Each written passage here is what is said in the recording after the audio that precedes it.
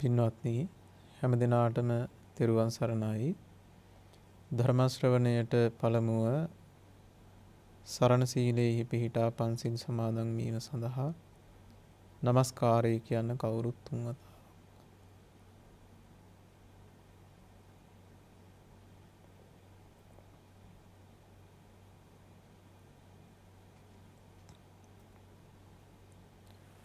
බුද්ධං සරණං ගච්ඡාමි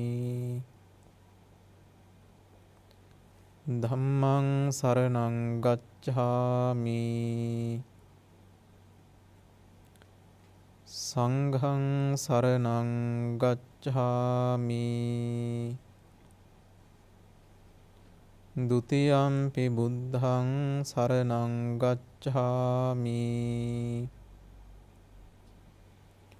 ဒ ුතියම්පි ධම්මං සරණං ගච්ඡාමි ဒ ුතියම්පි සංඝං සරණං ගච්ඡාමි တတိယံ පි බුද්ධං සරණං ගච්ඡාමි တတိယံ පි ධම්මං සරණං ගච්ඡාමි တတိယံ පි සංඝං සරණං ගච්ඡාමි สรณากมนังสัมปุณนังปานาติปาตาเวรมณีสิกขาปดังสมาธิยามิอดินนาดานาเวรมณีสิกขาปดังสมาธิยามิคาเมสุมิจฉาจาราเวรมณีสิกขาปดังสมาธิยามิมุสาวาดาเวรมณีสิกขาปดังสมาธิยามิสุราเมรยมัจจปมาดัฏฐานาเวรมณีสิกขาปดังสมาธิยามิ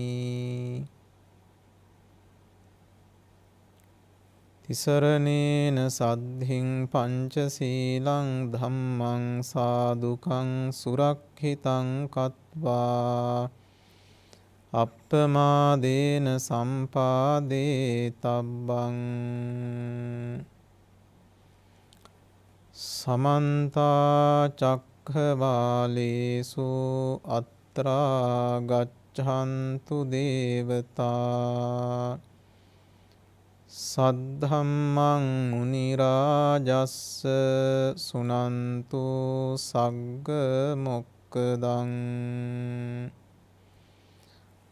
ธัมมัสสวนกาโลอะยังภดังตาธัมมัสสวนกาโลอะยังภดังตาธัมมัสสวนกาโลอะยังภดังตา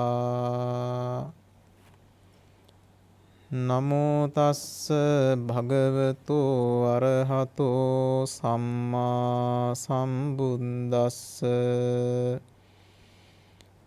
นะโมตัสสะภะคะวะโตอะระหะโตสัมมาสัมพุทธัสสะนะโมตัสสะภะคะวะโตอะระหะโตสัมมาสัมพุทธัสสะกตมัญจาวุโสดุกขนิโรธกามินีปฏิปดาอริยสัจจังติ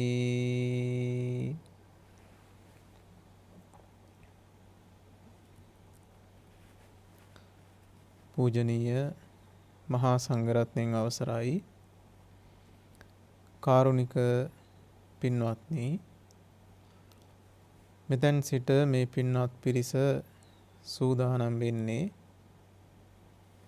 ධර්ම ශ්‍රවණය කිරීමටයි. අපි ධර්ම ශ්‍රවණමය පින්කම, ඒ මහානීය වූ කුසලය අපේ ජීවිතයට එකතු කරගන්න සූදානම් වෙන මේ වෙලාවේ හොඳට ශ්‍රද්ධාව ඇතුළාන්තයෙහි පිහිටුවා ගන්නට ඕන. ශ්‍රද්ධාව හොඳින් පිහිටුවා ගත්තහම අපට මේ කාර්ය ඊටාම සාර්ථකව සිද්ධ කරගන්න පුළුවන්කමක් තියෙනවා. ඔබ දන්නවා අපට මේ කුසල කර්ම මනාකොට සිදු කරගන්න දෙන්නේ නැතුව ඒ සඳහා අපේ සිත තුළම ඉපදිලා බාධා කරන නොයෙක් පාපී අකුසල ධර්ම තියෙනවා. ඒවා පිළිබඳව ලෞතර බුදුරජාණන් වහන්සේ දේශනා කළේ පංච නීවරණ ධර්ම කියලා. කාමච්ඡන්ද, ව්‍යාපාද, තීන මිද්ද, උද්ධච්ච කුක්කුච්ච, විචිකිච්ඡා කියන මේ නීවරණ ධර්ම අපිට මේ කුසල කර්ම මනාකොට සිදු කරගන්න දෙන්නේ නැතුව බාධා කරන ධර්ම.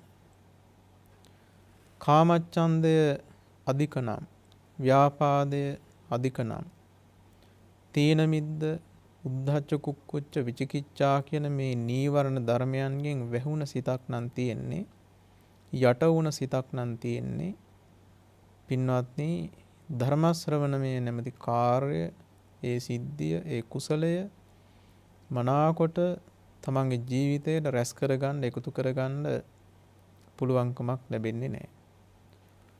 ඒ කාමච්ඡන්දාදී නීවරණ ධර්ම සමූල ඝාතනය කොට චිත්තය පාරිශුද්ධත්වයට පත් කරන ධර්මයක් ශ්‍රද්ධාව. ඒ නිසා අපේ බුදුරජාණන් වහන්සේ ශ්‍රද්ධාව උදක ප්‍රසාද මාණික්‍ය රත්නයක්සේ දේශනා කළා. ඒ නිසා මේ බණ අහන්න සූදානම් වන පින්තුන් ශ්‍රද්ධාව ඇතුළාන්තයේ පිහිටුවා ගන්න. දෙවෙනි කාරණාව නම් ප්‍රඥාවයි. ඥාන සංප්‍රයුක්තව මේ ධර්ම ශ්‍රවණමය නැමැති කුසලය තමන්ගේ ජීවිතයට එකතු කරගන්න. ශ්‍රද්ධාව, ප්‍රඥාව ඉදිරිපත් කරගෙන ශ්‍රවණය කරන්නා වූ ධර්මය පින්වත්නි හොඳට ධාරණය කරගන්න. හොඳට මතක තියාගන්න. ඒ ශ්‍රවණ ධාරණය කරගන්න ධර්මයට අනුව තමන්ගේ කතාබහ, ඇවතුම් පැවතුම්, හිතන පිළිවෙල මේ හැම දෙයක්ම වෙනස් කරගන්න. අන්න ඒ කෙනාට හොඳට ධර්ම ශ්‍රවණය කරලා හොඳට ඒ ධර්මයේ මතක තියාගෙන ඒ ධර්මයට අනුව ජීවිතේ වෙනස් කරගන්න කෙනාට මේ ධර්මයෙන් ලැබෙන අමා ශාන්තිය භුක්ති විඳින්න ලබා ගන්න පුළුවන්කමක් තියෙනවා. සම්මා සම්බුදු පියාණන් වහන්සේ දේශනා කළේ මේ දුක්ඛ නිරෝධ ගාමිනී පටිපදාව පුහුණු කළ යුතු, වැඩිය යුතු ප්‍රතිපදාවක් හැටියටයි. දුක්ඛ නිරෝධ ගාමිනී පටිපදාව වැඩෙත්ම දුක අවබෝධ වීමත්, සමුදය ප්‍රහාණය වීමත්, නිරෝධය සාක්ෂාත් වීමත් සිදුවන බව ගවම්පති ආදී සූත්‍ර දේශනාවන්ගෙන් අපිට මනාකොට තේරුම් ගන්න පුළුවන්. එතකොට මේ දුක්ඛ නිරෝධ ගාමිනී පටිපදාව කියලා බුදුරජාණන් වහන්සේ දේශනා කළේ දුක අවබෝධ වන මාර්ගය, පිළිවෙත. දුක්ඛ සමුදය ප්‍රහාණය වන මාර්ගයේ පිළිවෙත. දුක්ඛ නිරෝධය සාක්ෂාත් වන මාර්ගයේ පිළිවෙත සර්වඥන් වහන්සේ දුක්ඛ නිරෝධ ගාමිනී පටිපදාව නාමයෙන් දේශනා කළා. මේ දුක්ඛ නිරෝධ ගාමිනී පටිපදාව නොවඩා කාටවත් දුකෙන් නිදහස් වෙන්න පුළුවන්කමක් නැහැ. දුකෙන් නිදහස් වෙන්න යම්කිසි කෙනෙක් කැමති නම් දුක්ඛ නිරෝධ ගාමිනී පටිපදාව භාවිතා කිරීමමයි වැඩිමමයි කළ යුතු වන්නේ. අන්නේ මොන දේවල් කළත් දුකෙන් නිදහස් වෙනවා කියන කාරණය සිද්ධ කරගන්න සාක්ෂාත් කරගන්න පින්වත්නි පුළුවන්කමක් ලැබෙන්නේ නැහැ.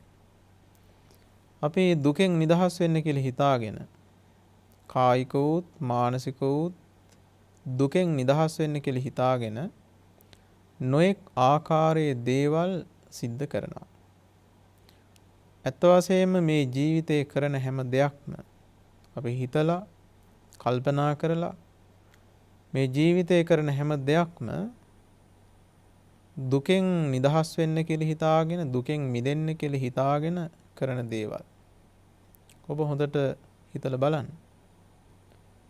ඉගෙන ගත්තේ උපාධියක් ගත්තේ රැකී ආරක්ෂා කරන්නේ මිල මුදල් හම්බ කරන්නේ වාහනයක් ගන්නේ ගෙයක් දොරක් හදාගන්නේ විවාහ වෙන්නේ දරුවෝ හදන්නේ ඒ දරුවන්ට උගන්වන්නේ මේ වගේ නොඑක් ආකාරයේ දේවල් කරන්නේ සැපවත් වූ ජීවිතයක් සුවපත් වූ ජීවිතයක් ගත කිරීමේ අරමුණයි. ඒක කාටවත් නෑ කියන්නට පුළුවන්කමක් නෑ.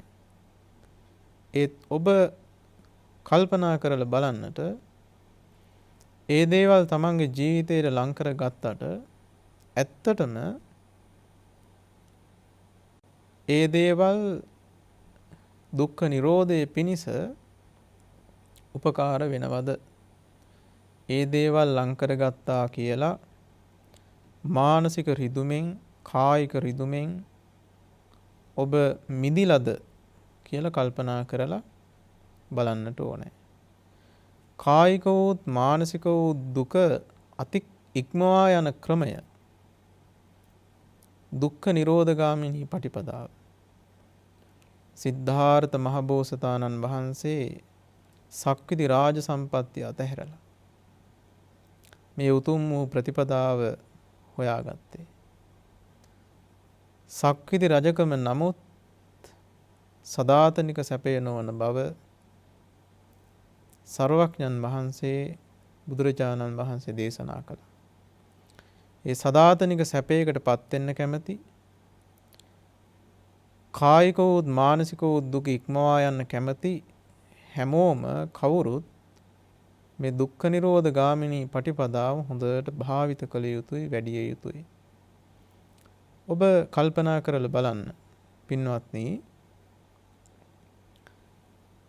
බුදුරජාණන් වහන්සේ ලෝකයට පහළ වෙලා දේශනා කළේ දුක පිළිබඳව දුකට හේතුව පිළිබඳව දුක්ඛ නිරෝධය පිළිබඳව දුක්ඛ නිරෝධ ගාමිනී පටිපදාව පිළිබඳව බුදුරජාණන් වහන්සේ 45 වසරක් තිස්සේ දේශනා කරපු හැම ධර්ම කාරණාවක්ම මේ චතුරාර්ය සත්‍ය ධර්මයේ තුල සංග්‍රහ කරන්න පුළුවන්කමක් තියෙනවා. එතකොට ඔබ මේ ජීවිතේ කායික වශයෙන් මානසික වශයෙන් දුක් විඳිනකොට නැත්නම් කායික දුක් උපදිනකොට මානසික දුක් උපදිනකොට ඔබට මතක් වෙනවද බුදුරජාණන් වහන්සේ දේශනා කළේ මේ දුක පිළිබඳව නේද කියලා? මා මේ විඳින්නා වූ කායික දුක පිළිබඳව මානසික දුක පිළිබඳවයි සර්වඥන් වහන්සේ ਸਰවාකාරයෙන්ම දේශනා කළේ කියලා ඔබට මතක් වෙනවාද කියලා හොඳින් තමන්ගෙන්ම ප්‍රශ්න කරගන්නට ඕන. අහන්නට ඕන. එපමණක් නෙවෙයි. බුදුරජාණන් වහන්සේ දුකට හේතුව දේශනා කළා තියෙනවා. ඔබට මතක් වෙනවද මා මේ විඳින කායික දුකට මා මේ විඳින මානසික දුකට බුදුරජාණන් වහන්සේ හේතුව දේශනා කරලා තියෙනවා කියලා. මේ දුක පිළිබඳව මා මේ විඳින්නා වූ දුක පිළිබඳව ਸਰවාකාරයෙන් දේශනා කරපු මේ දුකට හේතුව ਸਰවාකාරයෙන් දේශනා කරපු ශාස්ත්‍රුන් වහන්සේ නමක් මං සරණ ගිහිල්ලා තියෙන්නේ. ඒ වගේ ධර්මයක් මං සරණ ගිහිල්ලා තියෙන්නේ. ඒ උතුම් වූ ප්‍රතිපදාව පුරන මහා සංඝරත්නය මං සරණ ගිහිල්ලා තියෙන්නේ. ඒ ආර්ය පුත්‍ර මහා සංඝරත්නය සරණ ගිහිල්ලා තියෙන්නේ කියලා මතක් වෙනවද? කල්පනා වෙනවද? ඒ වගේ මේ දුකෙහි නිරෝධය සර්වඥන් වහන්සේ දේශනා කළා තියෙනවා කියලා ඔබට මතක් වෙනවද? මේ විඳින කායික වූ මානසික වූ දුකෙන් නිදහස් වෙන්න පුළුවන්. මේ දුක ඉක්මවා යන්න පුළුවන් ප්‍රතිපදාවක් බුදුරජාණන් වහන්සේ දේශනා කරලා තියෙනවා කියලා ඔබට මතක් වෙනවද? ඒ මොහොතට ඒ වෙලාවට බණක් අහන වෙලාවට ධර්ම සාකච්ඡාවක් කරන වෙලාවට නොවේ ඒ වෙලාවට. අන්න එහෙම මතක් වෙන විදිහට අපි අපේ මානසිකාරය අපි අපේ චිත්තය හොඳට පින්වත්නි සකස් කරගන්නට ඕන. හොඳට ඒ විදිහට හිත හදාගන්නට උවමනා කරනවා. එතකොට මේ දුක්ඛ නිරෝධ ගාමිනී පටිපදාව පිළිබඳව අද දවසේ මේ පින්නතුන් යමක් කියලා දෙන්නටයි මම කල්පනා කළේ. පින්නතුන් දන්නවා දුක්ඛ නිරෝධ ගාමිනී පටිපදාව කියන්නේ ආර්ය අෂ්ටාංගික මාර්ගයට. අංග 8කින් යුක්ත ප්‍රතිපදාව. ආර්ය අෂ්ටාංගික මාර්ගය. ආර්ය අෂ්ටාංගික මාර්ගය කියලා බුදුරජාණන් වහන්සේ දේශනා කළේ පින්වත්නි චෛතසික ධර්ම 8ක්. චෛතසික ධර්ම 8ක් බුදුරජාණන් වහන්සේ දේශනා කළා දුක්ඛ නිරෝධ ගාමිනී පටිපදාව හැටියට. අපි විවහාර කරනවා ආර්ය අෂ්ටාංගික මාර්ගය කියලා. මේ මාර්ගයේ ප්‍රධාන වශයෙන් කොටස් දෙකකට බෙදෙනවා. ලෞකික ප්‍රතිපදාව සහ ලෝකෝත්තර ප්‍රතිපදාව කියලා. එහෙම නැත්නම් పూర్ව භාග ප්‍රතිපදාව අපර භාග ප්‍රතිපදාව කියලා. ලෞකික ලෝකෝත්තර ප්‍රතිපදාව කියවත් పూర్ව භාග අපර භාග ප්‍රතිපදාව කියවත් ඔබ තේරුම් ගන්නට ඕනේ මේ මාර්ගයේ ඒ භේදයයි බුදුරජාණන් වහන්සේ විදිහට දේශනා කළා තියෙන්නේ. දැන් ඔබ බලන්න සතිපට්ඨාන සූත්‍ර දේශනාව පුරාවට තියෙන්නේ මේ పూర్ව භාග ප්‍රතිපදාව. නැත්තම් ලෞකික ප්‍රතිපදාව. සාසවා පුඤ්ඤ භාගීයා උපදිවේපක්කා කියලා මහා චත්තාරීසික සූත්‍ර දේශනාවෙහි වදාළ ඒ ලෞකික ප්‍රතිපදාවයි සතිපට්ඨාන සූත්‍ර දේශනාව පුරාවටම විස්තර වෙන්නේ. එතකොට ඒ ලෞකික ප්‍රතිපදාවෙහි අවසානය ඒ ලෞකික ප්‍රතිපදාවෙහි කෙලවර තමා පින්වත්නි ලෝකය ඉක්මවා යෑම වශයෙන් උපදින්නා වූ ඒ ලෝකෝත්තර ප්‍රතිපදාව. ඒ ලෝකෝත්තර මාර්ගඥානය පහළ වෙන්නේ උපදින්නේ මොන ලෝකෙ ඉක්මවා යෑම වශයෙන්ද ලෝකෝත්තර කියන්නේ? මේ පංච උපාදානස්කන්ධ සංඛ්‍යාත වූ ලෝකය ඉක්මවා යෑම වශයෙන් තමා ඒ මාර්ගඥානය උපදින්නේ පහළ වෙන්නේ. දැන් සෝවාන් මාර්ගඥානය උපදින්නේ පින්වත්නි සතර අපායෙහි ඉපදීම් වශයෙන් අනාගතයේහි පහළ වෙන්නට තියෙන ඒ සියලු උපාදානස්කන්ධ ඉක්මවා යෑම වශයෙන් ඒ වගේම භව 7කට එහා සකස් වෙන්නට තියෙන සියලු උපාදානස්කන්ධ ඉක්මවා යෑම වශයෙන් තමා ලෝකෝත්තර මාර්ග ඒ සෝවාන් මාර්ගඥානය ලෝකෝත්තරව ඒ කියන්නේ ලෝකයෙන් ඈතර වෙමින් උපදින්නේ. මේ කාරණාට ධර්ම වශයෙන් ගත්තහම සම්මා දිට්ඨි කියලා බුදුරජාණන් වහන්සේ වදාළේ දේශනා කළේ අමෝහ චෛතසික ධර්මය. අමෝහය නැත්තම් ප්‍රඥාව. දැන් විමර්ශා ඉර්ධිපාද ඊළඟට ප්‍රඥා ඉන්ද්‍රිය ප්‍රඥා බලය සම්මා දිට්ඨිය විද්‍යාව ධම්මවිචේ සම්පොජ්ජංගය මේ ආදී නොඑක් ආකාරයට විවහාර කරන්නේ මේ අමෝහ චෛතසිකය නැත්තම් ප්‍රඥාව. ඒකට සම්මා දිට්ඨි කියලා බුදුරජාණන් වහන්සේ දේශනා කළේ ප්‍රඥා චෛතසිකය නැත්තම් අමෝහ චෛතසිකය. අපිට ඒක ප්‍රඥාව කියලා කියන්නටත් පුළුවන්කමක් තියෙනවා. ප්‍රඥාව අමෝහය සම්මා දිට්ඨි නාමයෙන් දේශනා කළා. ඒකට සම්මා දිට්ඨි ඒකනේ දැන් පින්නතුන් දන්නවා කොහොමද බුදුරජාණන් වහන්සේ සම්මා දිට්ඨිය පිළිබඳව දේශනා කළේ? දුක්ඛේ ඥාන. දුක පිළිබඳව වූ ඥානය. කියන්නේ මුලා නොවුන බව. සම්මා දිට්ඨිය කියලා දේශනා කළේ. දුක පිළිබඳව වූ ඥානයටයි සම්මා දිට්ඨිය කියන්නේ. එතකොට නුවණට ප්‍රඥාවට. ඊළඟට දුක්ඛ සමුදය පිළිබඳව වූ ඥානයට කියනවා සම්මා දිට්ඨි කියලා. දුක්ඛ නිරෝධය පිළිබඳව වූ ඥානයට නුවණට කියනවා සම්මා දිට්ඨි කියලා. දුක්ඛ නිරෝධගාමිනී පටිපදාව පිළිබඳව වූ ඥානයට කියනවා නුවණට කියනවා පින්වත්නි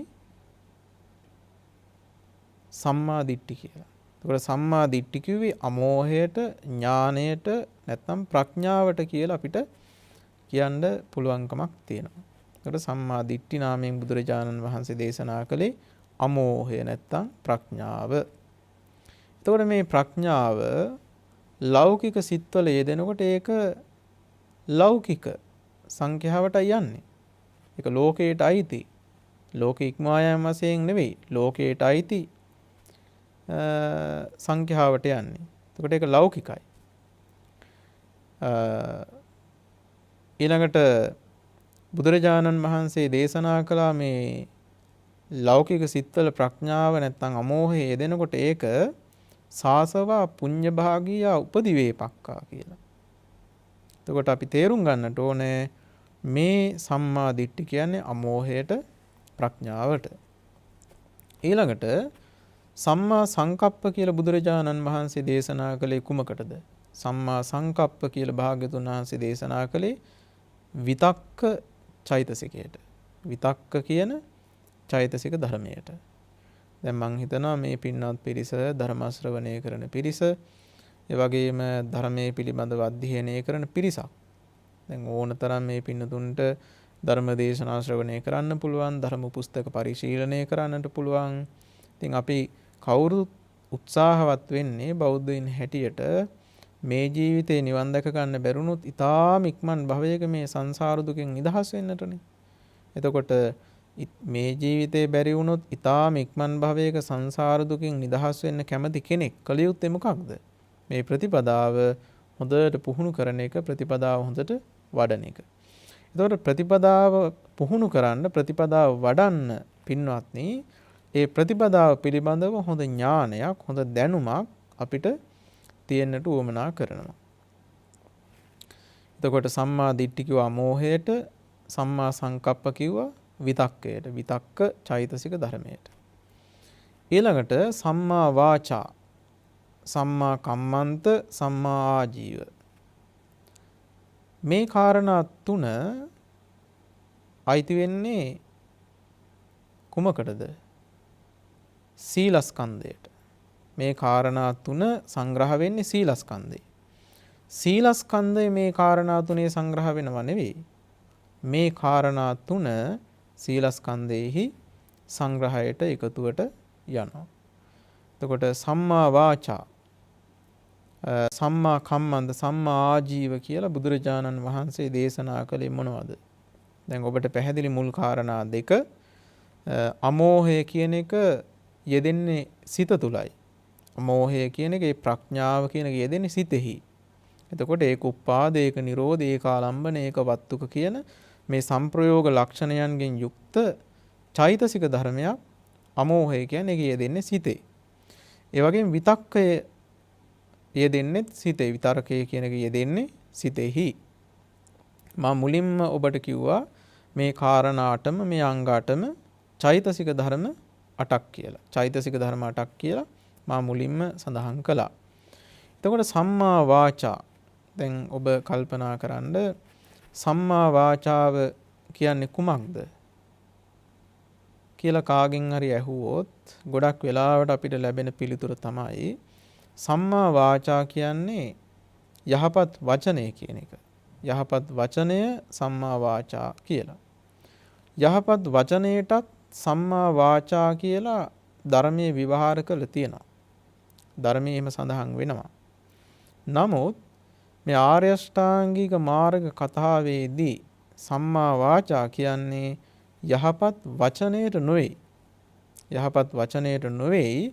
මෙතන සම්මා වාචා කියලා සර්වඥන් වහන්සේ දේශනා කරන්නේ.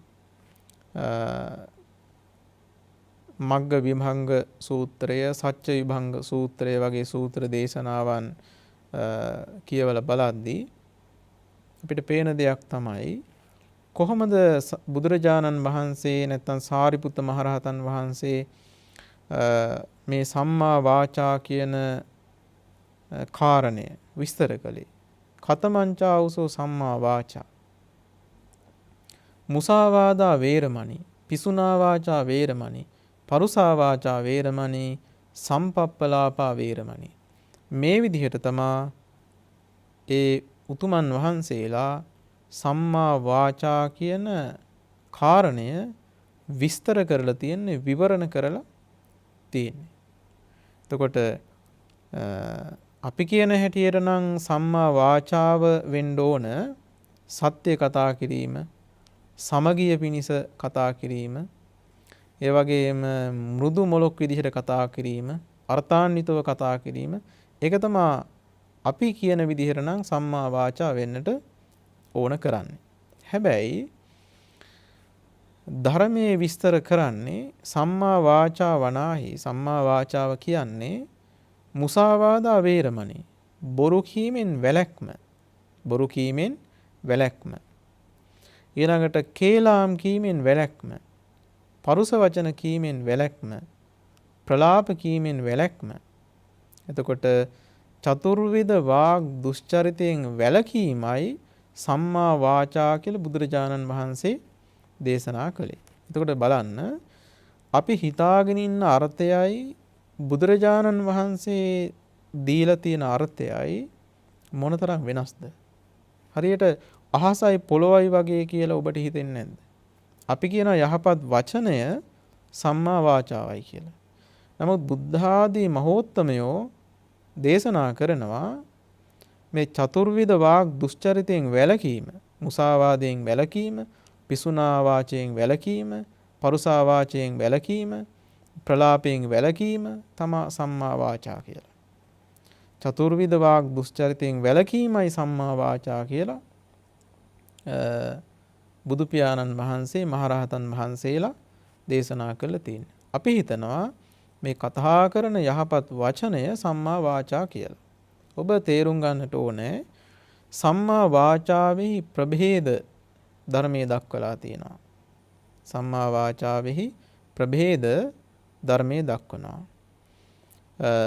කතා සම්මා වාචා, චේතනා සම්මා වාචා, විරති සම්මා වාචා කියලා. මේ පිළිබඳව ඔබ දැනගන්න ඕන. මේ පින්වත් පිරිස මේ පිළිබඳව හොඳට දැනගන්නට ඕනේ. බහුශ්‍රృత භාවය කියන එක තියෙන්නට ඕන. බහුශ්‍රృత භාවය කියන එක නැතිනම් පින්වත්නි වෙන්නේ ධර්මයේ කියලා අධර්මයට, විනය කියලා අවිනයට රැවටීම. එනිසා බහුශ්‍රృత භාවය සර්වඥන් වහන්සේ ඒකන දේශනා කළේ මහා මංගල සූත්‍රයේදී මංගල කාරණාවක් කියලා.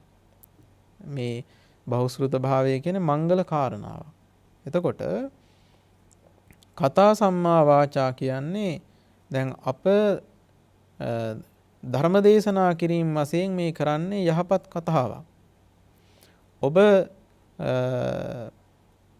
සත්‍යවාදීව කතා කරනවා නම්, ඇත්ත කතා කරනවා නම් ඒකට කියනවා කතා සම්මා වාචා කියලා. සමගිය පිණිස කතා කරනවා නම් ඒකට කියනවා කතා සම්මා වාචා කියලා. මෘදු මොලොක් විදිහට කතා කරනවා නම් ඒකට කියනවා කතා සම්මා වාචා කියලා. ඊළඟට අර්ථාන්විතව කතා කරනවා නම් ඒවට කියනවා කතා සම්මා, යහපත් කතාවට කියනවා කතා සම්මා වාචා කියලා. එතකොට යහපත් කතාව උපදින්න උපකාර වන්නේ කුමක්ද? යහපත් කතාව උපදින්න උපකාර වන්නේ කුමක්ද? පින්වත්නි, චේතනාවයි. ඒ යහපත් කතාව උපදින්නේ නිකම්ම නෙවෙයි, චේතනා සංප්‍රයුක්තවයි. එතකොට යහපත් කතාව උපදින්න උපකාර වන චේතනාවට සර්වඥන් වහන්සේ දේශනා කරනවා චේතනා සම්මා වාචා කියලා. කතා සම්මා වාචාව, චේතනා සම්මා වාචාව. එතකොට මේ සම්මා වාචා කියන කාරණාවේදී ආර්ය අෂ්ටාංගික මාර්ගයේහි සම්මා වාචා නාමයෙන් සර්වඥන් වහන්සේ දේශනා කරන්නේ මේ කතා සම්මා වාචාව හෝ චේතනා සම්මා වාචාව නොවේ. එතනදී සම්මා වාචා කියලා භාග්‍යතුන් වහන්සේ දේශනා කරන්නේ විරතියට. විරති සම්මා වාචා. විරති සම්මා වාචා. නැත්තම් සම්මා වාචා විරතිය. එහෙම කියන්නටත් පුළුවන්. එතකොට ඔබ තේරුම් ගන්නට ඕනේ දැන් අප මුලින් කිව්වනේ මේ චෛතසික ධර්ම 8ක් කියලා. එතකොට මේ සම්මා වාචා කියලා මෙතනදී භාග්‍යතුන් වහන්සේ දේශනා කරන්නේ චෛතසික ධර්මයක්. මේ වචනය අයිති වෙන්නේ රූපයටනේ. මේක රූපය පිළිබඳව කතාවක් නෙවෙයි. සිත පිළිබඳව, නාමස්කන්ධය පිළිබඳව කතාවක් තමයි මෙතන තියෙන්නේ. එතකොට සම්මා වාචා විරති චෛතසික ධර්මයටයි මෙතනදී සම්මා වාචා කියලා භාග්‍යතුන් වහන්සේ දේශනා කරන්නේ. ඔබ අහලා ඇති ධර්මයේ උගන්වනවා විරති චෛතසික ධර්ම 3ක්. සම්මා වාචා විරතිය, සම්මා කම්මන්ත විරතිය, සම්මා ආජීව විරතිය කියලා. එතකොට මේ විරති චෛතසික ධර්ම 3ම ආර්ය අෂ්ටාංගික මාර්ගය තුල සංග්‍රහ වෙලා තියෙනවා. යෙදිලා තියෙනවා. ආර්ය අෂ්ටාංගික මාර්ගයට ඇතුළත්ව තියෙනවා පින්වත්නි. එතකොට විරතිය කියන්නේ වැළැක්ම, වෙන්වීම. එතකොට මුසාවාදයෙන් වැළකීම් වශයෙන් උපදින්නා වූ චිත්තාංගයට කියනවා සම්මා වාචා විරතිය කියලා. ඊළඟට කේලමෙන් වැළකීම් වශයෙන් උපදින්නා වූ චිත්තාංගයට කියනවා සම්මා වාචා විරතිය.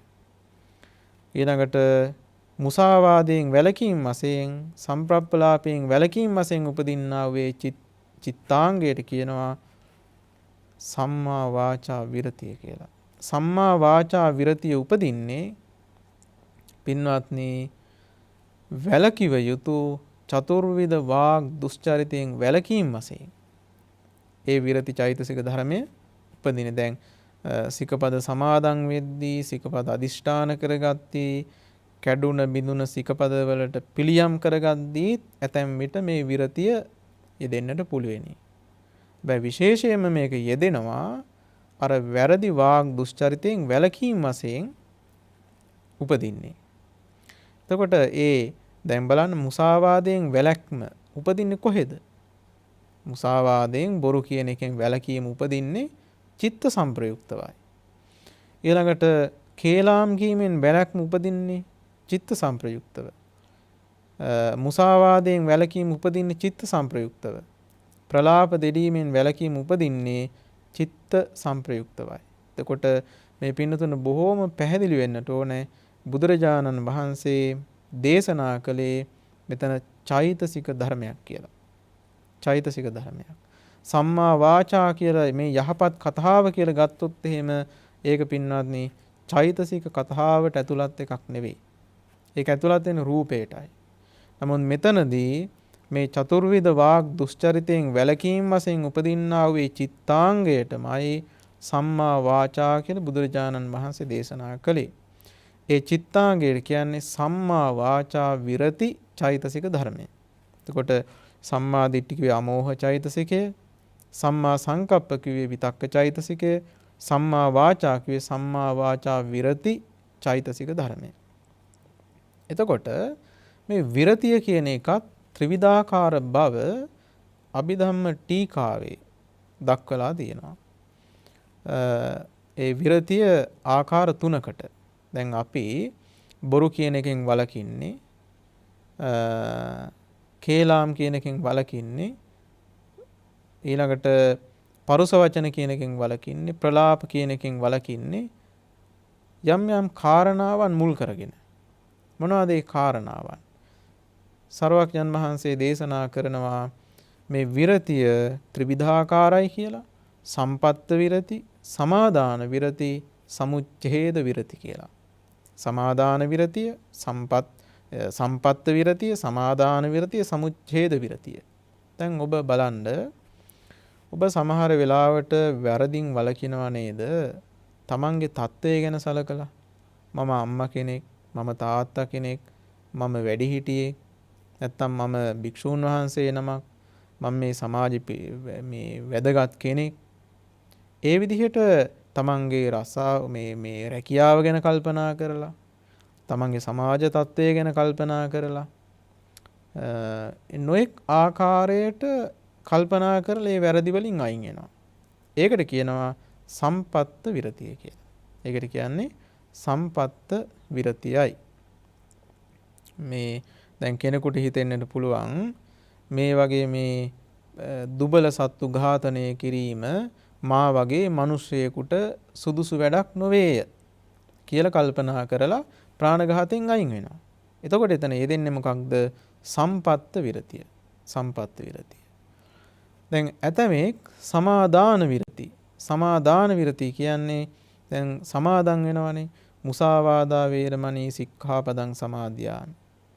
ඊළඟට පිසුනා වාචා වේරමණී සික්ඛාපදං සමාදියාමි කියලා මේ චතුර්විධ වාග් දුස්චරිතයෙන් වළකිනවා කියලා සමාදන් වෙනවා. බොරු කියන්නේ නැහැ, කේලාම් කියන්නේ නැහැ, පරුස වචන කියන්නේ නැහැ, සම්ප්‍රප්පලාප කියන්නේ නැහැ කියලා සමාදන් වෙනවා. සමාදන් කොටගෙන වරදින් වළකිනවා. දැන් අපි මෙහෙම හිතමු, මුසාවාදයේ යම් කිසි කෙනෙක් වළකිනවා, මම බොරු නොකියමි කියා සිකපද සමාදන් කොටගෙනයි ඉන්නේ. ඒ නිසා මේ සිකපද සමාදන් වෙච්ච මට බොරු කියන එක නොගැලපෙන කාරණාවක්, එය නොකළ යුත්තක්. එහෙම කළොත් මා සමාදන් වූ සිකපදය paludu වෙනවා, කැඩෙනවා කියලා තමන් සමාදන් වුණ ශික්ෂාව ගැන කල්පනා කරලා වරදින් අර බොරු කියන එකෙන් අයින් වෙනවා. එතකොට එතන යෙදෙන්නේ මොකද්ද? සමාදාන විරතිය. දැන් කෙනෙක් වළකිනවා, මම අම්මා කෙනෙක්, මම තාත්තා කෙනෙක්, නැත්නම් මම උපාසකයෙක්, උපාසිකාවක්, භික්ෂුවක් කියලා කල්පනා කරලා බොරුවෙන් වළකිනවා. එතකොට එතන යෙදෙන්නේ මොකද්ද? සම්පත්ත විරතිය. එතන යෙදෙනවා සම්පත්ත විරතිය. එතකොට සම්පත්ත විරති, සමාදාන විරති. ඊළඟට සමුච්ඡේද විරති. සමුච්ඡේද විරති කියන්නේ පින්වත්නි, ලෝකෝත්තර මාර්ග ඥානයන්ගේ බලයෙන් සම්පූර්ණයෙන්ම වරදින් වැළකීම. සම්පූර්ණයෙන්ම වරදින් වැළකීම. ලෝකෝත්තර මාර්ග ඥානයන්ගේ බලයෙන්. ඒකනේ දැන් අපි හිතමු සෝතාපන්නාරයන් වහන්සේ ගැන. සෝතාපන්නාරයන් වහන්සේට ප්‍රාණඝාත කිරීමට සිතක්වත් උපදින්නේ නැහැ. හොරකම් කරන්න සිතක්වත්, චිත්තෝත්පාදයක්වත් නැහැ. ඊළඟට කාමයේ වර්ධවා හැසිරෙන්න, බොරු කියන්න, සුරාව මත්වතුන මත්ද්‍රව්‍ය භාවිත කරන්න චිත්තෝත්පාදයක්වත් පින්වත්නි සෝතාපන්නාරයන් වහන්සේට නැහැ. දැන් ඇතමෙක් දැන් අර ධම්මපද අටුවාවේ තියෙන කුක්කුඩ මිද්ද වැද්දාගේ කතාව, ඒ වැදි කතා වස්තුව අරගෙන මේ සෝතාපන්න ආර්යයන් වහන්සේ නමක් වූ කාමයේ වර්ධවා හැසිරෙනවා කියන්න කරුණු ගෙනහැර දක්වනවා. ඒ කතාව තියෙන්නේ කොහෙද? අටුවාවේ. ඒක ධම්මපදට්ට කතාවේ. හැබැයි ඒකත් සමන්තපාසාදිකා විනයට්ට කතාවෙහි දක්වන පරිදි, එහෙම නැත්නම් මජ්ක්‍ධිම නිකාය අට කතාවේ දක්වන පරිදි ඒ සිටු දියණියට කාම මිත්‍යාචාර අකුසලයේ සිද්ධ වෙන්නේ නැහැ. එහෙම ඒ සිටු දියණියට කාම මිත්‍යාචාර අකුසලයේ සිද්ධ වෙන්නේ නැහැ. ඒක ධර්මානුකූලව විමසලා ගත්තාම පින්වත්නි විශේෂයෙන්ම විනය අට කතාවේ දක්වන විදිහට. ඊළඟට ඒක ගන්නවා බොහෝ තැන්වල අට කතාවේ. බොහෝ තැන්වල අට කතාවේ කියනවා කෙලින්ම කියනවා මේ සෝතාපන්න ආර්යයන් වහන්සේ පංචශීලයේ ඉක්මවා යන්නේ නැහැ කියලා. එතකොට ඒක ගන්නෙ නැහැ. අරක විතරක් ගන්නවා. හැබැයි ඒකත් හරියට අරගෙන නැහැ. ඒකත් භාගයට වැරදියට අරගෙන තමයි ධර්මයේ වේසෙන් අධර්මයක් සමාජගත කරන්න කෙනෙකු උත්සාහ කරන්නේ.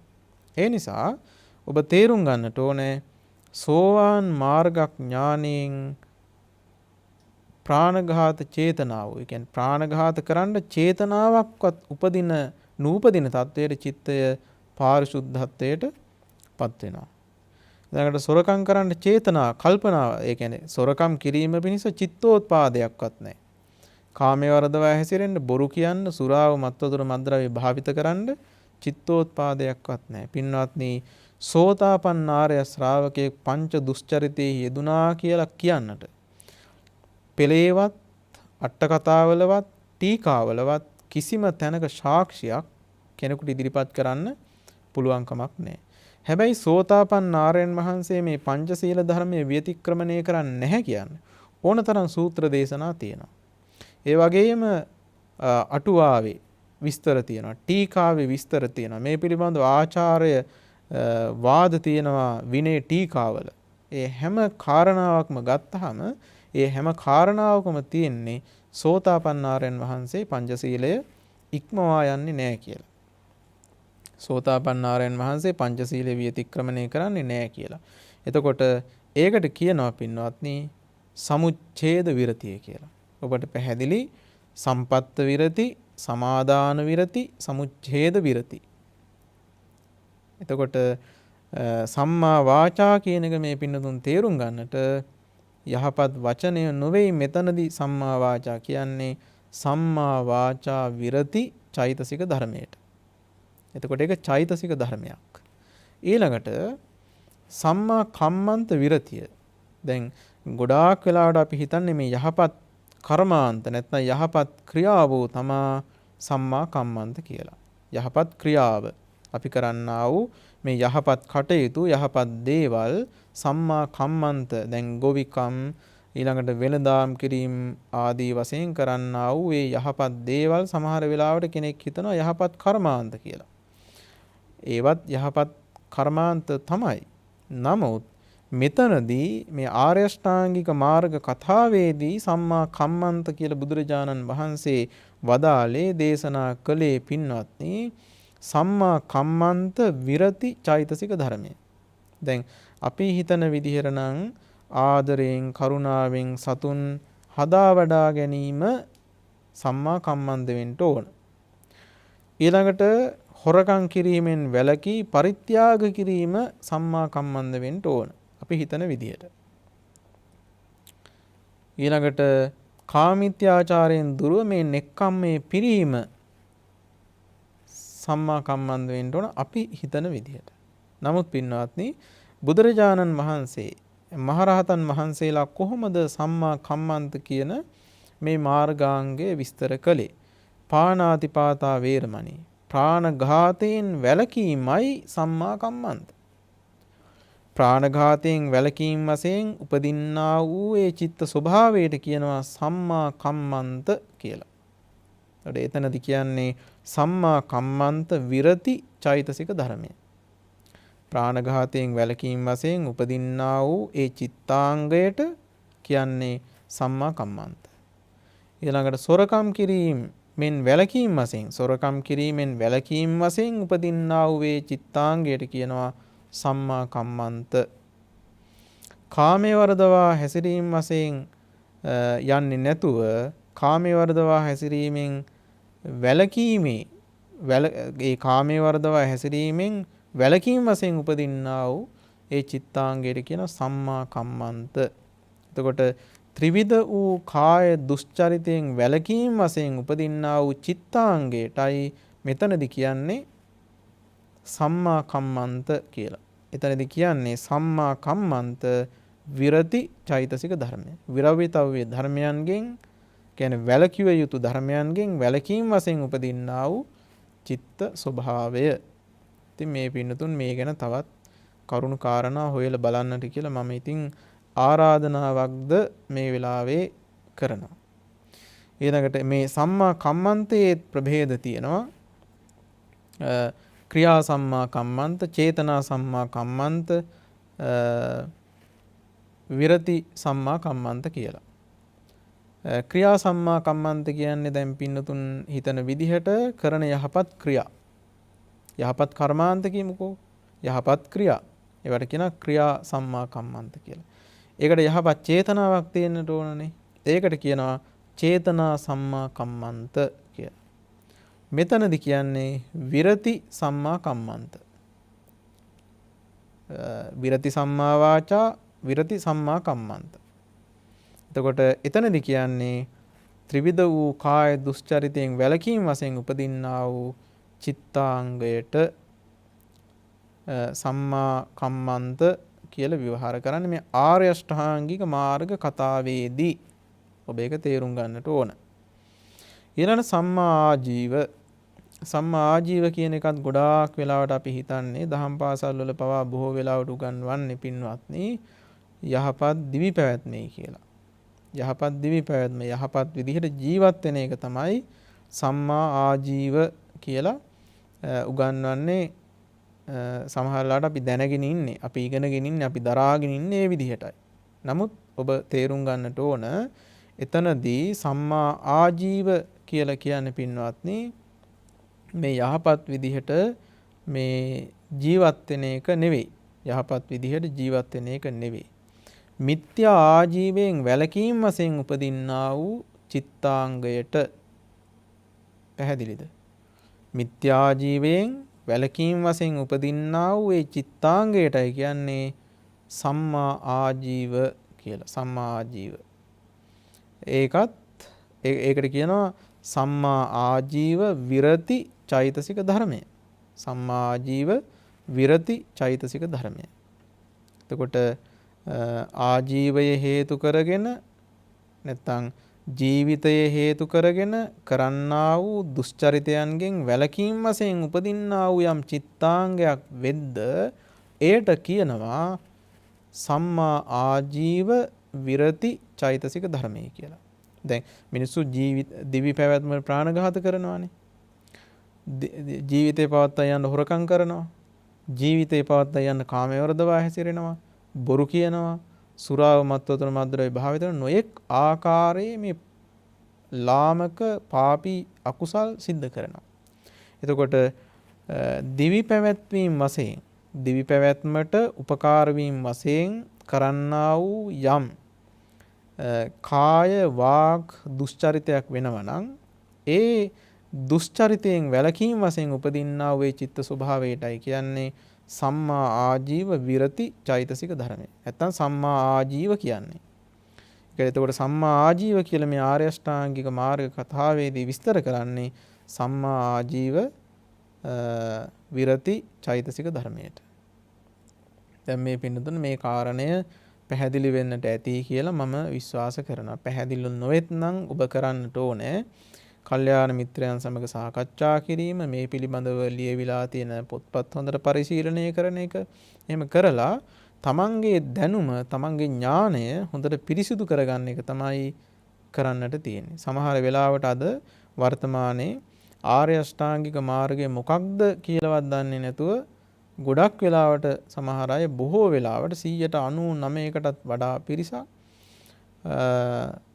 මම සෝවාන් වුණා, මම සකදාගාමි වුණා, මම අනාගාමි වුණා, නැත්නම් මම අරිහත් වුණා, නැත්නම් මම බුදු බවට පත් වුණා කියලා නොඑක් ආකාරයට මේ දෘෂ්ටිගත වෙලා ඉන්න බවක් පින්වත්නි පේන්නට තියෙනවා. ඒ නිසා මේ ධර්මයේ පිළිබඳව හොඳ ඥානයක්, හොඳ විශාරද බවක්, හොඳ බහුශෘත බවක් ඔබ ඇති කරගන්න උත්සාහ කරන්න ඕන. විශේෂයෙන්ම වර්තමානයේ ධර්මයේ වේසෙන් අධර්මයේ පහළ වෙන කාලේ, විනයේ වේසෙන් අවිනයේ පහළ වෙන කාලය, ඔබට නොරැවටීමේ ප්‍රතිපදාව වඩාගෙන යන්න ඕන නම් ඔබ කරන්න ඕන හොඳට පෙළ ධර්මයේ අධ්‍යයනය කරන එක. හොඳට අටුවාව සහ ටීකාව අධ්‍යයනය කරන එක. එම අධ්‍යයනයකින් තමන්ගේ ධර්මඥානය හොඳට පෝෂණය කරගන්න එක. හොඳට පිරිසිදු ධර්මඥානයක් පින්වත්නි ඇති කරගන්න එක. ඊළඟට සම්මා වායාම. සම්මා වායාම කියන්නේ විරිය චෛතසික ධර්මය. වීරය කියන චෛතසික ධර්මයට කියනවා සම්මා වායාම. ඊළඟට සම්මා සති. සම්මා සති කියන්නේ සති චෛතසික ධර්මය. සම්මා සති කියන්නේ සති චෛතසික ධර්මය. මේ පිළිබඳවත් ඔබ හොඳින් තේරුම් ගන්නට ඕන පින්වත්නි. මේ සම්මා සති කියන්නේ සති චෛතසික ධර්මයෙන්. එහෙම දැන් ඔබ දන්නවා අභිධර්මයේ උගන්වන සති කියලා චෛතසික ධර්මයක්. කුසල චිත්ත සාධාරණ චෛතසික ධර්මයක් හැටියට සති චෛතසික ධර්මය අභිධර්මය අපිට උගන්වනවා කියලා දෙනවා. ඒක තියෙන්නේ සෝබන රාශිය. සෝබන චෛතසික කාණ්ඩයේ තමයි සති කියන චෛතසිකය සංග්‍රහ වෙලා තියෙන්නේ. ඊළඟට ඔබ දන්නා මේ ආර්ය අෂ්ටාංගික මාර්ගය විස්තර කරද්දී බොහෝ තැන්වල මේ මිච්ඡා සති කියලාත් විවහාර වෙනවා. සම්මා සති සහ මිච්ඡා සති. සම්මා සති කියන මේ සති චෛතසික ධර්මය තිබුණට පින්වත්නි සෝබන චෛතසික රාශියේ හැබැයි මිච්ඡා සති කියලා අකුසල චෛතසික රාශිය නැත්නම් අකුසල කාණ්ඩයේ අකුසල චෛතසික කාණ්ඩයේ චෛතසික ධර්මයක් නැහැ මිච්ඡා සති කියලා. ඒතකොට සති කියන්නේ කුසල චිත්ත සාධාරණ සෝභන චෛතසික ධර්මයක්. චිත්තාංගයක්, සිතෙහි අවයවයක් කියලා අපිට කියන්නට පුළුවන්කමක් තියෙනවා. එතන මොකද්ද මේ මිච්ඡා සති? සම්මා සතිය නම් පැහැදිලි කුසල් සිත්වල යෙදෙනවා. සම්මා සතිය කුසල් සිත්වල යෙදෙනවා. මිච්ඡා සතිය. මිච්ඡා සතිය කියලා ඇත්තටම එකක් තියෙනවා. එකම ධර්මයක්. දැන් ඔබ මේක හොඳට තේරුම් ගන්නට ඕන. සම්මා සති කියන්නේ සති කියන එක ධර්මයක්. ඒක සති චෛතසික ධර්මය. සම්මා සති කියන්නේ. මිච්ඡා සති කියලා එක චෛතසික ධර්මයක් නැහැ. එක චෛතසික ධර්මයකට මිච්ඡා සති කියලා විස්තර කරන්නේ නැහැ. මේක විශේෂයෙන්ම දක්වන තැනක් තමයි සල්ලේක සූත්‍රය. මට මතක හැටියට මගේ මතකේ නිවැරදි නම් සල්ලේක සූත්‍රය මේක තියෙන්නේ මජ්ක්‍ධිම නිකාය අටුවාවේ. මිච්ඡා සති කියන එක එතනදි විස්තර කරලා තියෙනවා. දැන් සම්මා සති කියන එක චෛතසික ධර්මයක් ඒක හරි. මිච්ඡා සති කියන්නේ පින්වත්නි අකුසල පක්ෂයට ගිය චිත්ත චෛතසික ධර්ම රාශියට. අපි හිතමුකෝ දැන් ද්වේෂ සහගත සිතක් උපන්නා කියලා. ද්වේෂයෙන් යුක්ත ද්වේෂ සහගත සිතක් උපන්නා. එතකොට ද්වේෂ දෝෂ කියන චෛතසික ධර්ම විතරක් නෙවෙයි නේතන යෙදෙන්නේ. තවත් චෛතසික ධර්ම රාශියක් යෙදෙනවානේ. සබ්බචිත්ත සාධාරණ ආදී වූ තව චෛතසික ධර්ම රාශියක් ඒ ද්වේෂ චිත්තේහි යෙදෙනවා. එතකොට මිච්ඡා සති කියනවා ඒ සිතටත් ඒ ද්වේෂ සිතටත් ද්වේෂ චිත්ත සංප්‍රයුක්ත අන්‍ය චෛතසික ධර්ම රාශියටත් එකට පොදුවේ විවහාර කරනවා මිච්ඡා සති කියලා. පොදුවේ විවහාර කරනවා මිච්ඡා සති කියලා. එතකොට සම්මා සති කියලා කුසල් සිත්වල යෙදෙන එක චෛතසික ධර්මයක් තියෙනවා. එක චෛතසික ධර්මයක්. හැබැයි මිච්ඡා සති කියලා එක චෛතසික ධර්මයක් අපිට ධර්මයේ ලැබෙන්නේ නැහැ. මිච්ඡා සති කියන්නේ අකුසල පක්ෂයට ගිය චිත්ත චෛතසික ධර්ම රාශියට පොදුවේ කරන විවහාරයක්. එහෙම එක ධර්මයක් පෙන්වන්න පුළුවන් කමක් නැහැ. මෙන්න මේක තමයි මිච්ඡා සති කියන්නේ කියලා. හැබැයි කුසල් සිත්වල අපිට පෙන්වන්න පුළුවන් මේක තමයි සම්මා සති. මේක තමයි සති කියන්නේ කියලා ඒ සති චෛතසික ධර්මය පෙන්වන්න පුළුවන්කමක් තියෙනවා. එතකොට මේ චිත්ත පරම්පරාව අකුසල පක්ෂයට යා නොදී කුසල පක්ෂයේහි නතර කොට තබා ගන්නේ. නැත්තම් කුසල පක්ෂයේ මතක් කොට දීමක් වගේ.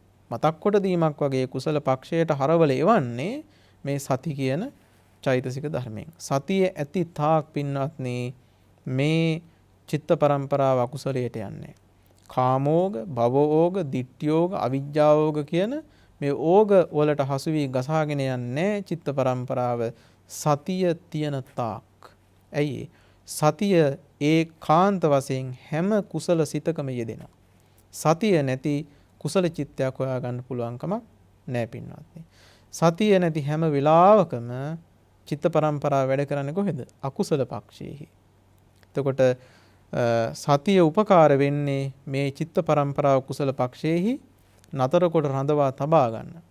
ඒ කුසල පක්ෂයේහි මේ චිත්ත පරම්පරාව නතර කොට රඳවා තබා ගන්න ඒ චිත්තාංගයේ ගිලිහුණ ගමන් නැති වුණ ගමන් චිත්ත පරම්පරාව අකුසල පක්ෂයට බරව ඇදිලා යනවා පින්නදි කාන්දමකට ඉදි කට්ටක් ඇදිලා යනවා වගේ.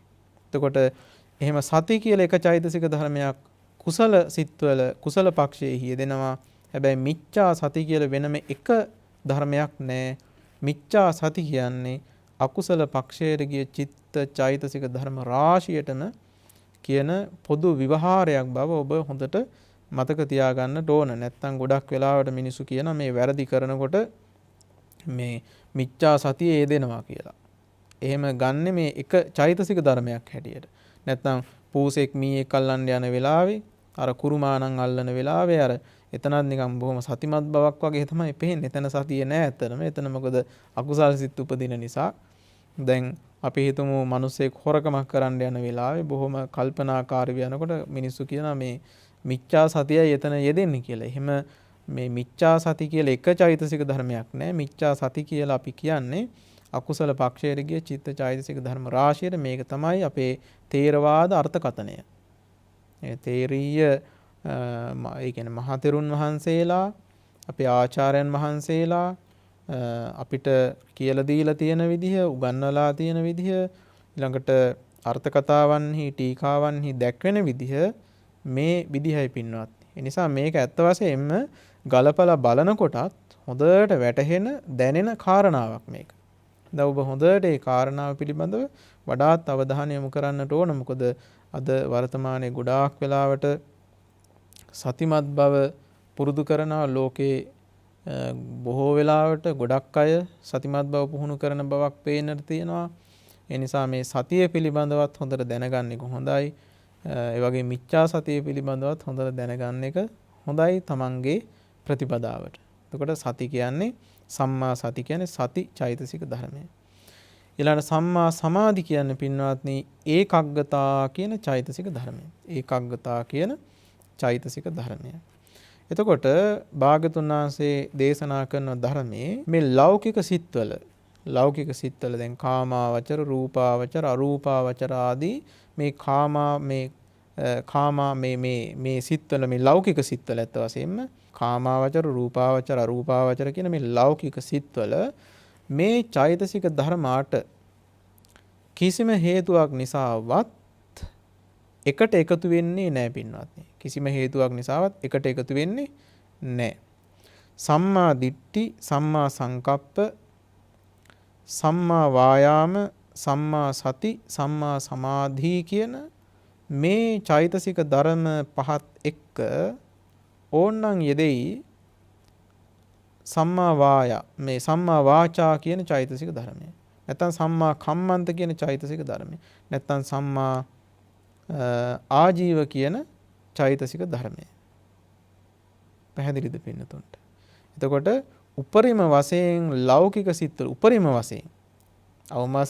වශයෙන් ලෞකික සිත්වල යෙදෙන්නේ මේ චෛතසික ධර්ම 6යි. චෛතසික ධර්ම 6යි.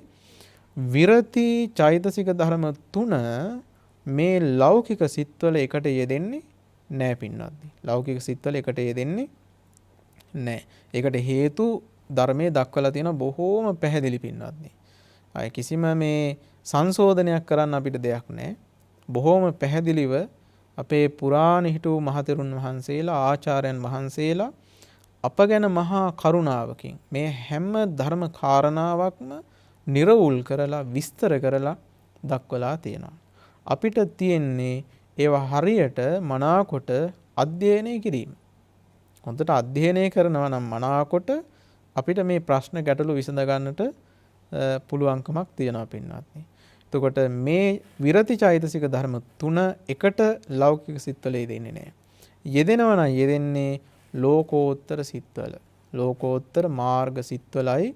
ඒ මාර්ග සිත් කියන්නේ ලෝක ඉක්මවා යෑම වශයෙන් උපදින්නා වූ ලෝකෝත්තර මාර්ග සිත්වල තමයි මේ චෛතසික ධර්ම 8 දෙනාම එකට එකතු වෙන්නේ පින්වත්නි.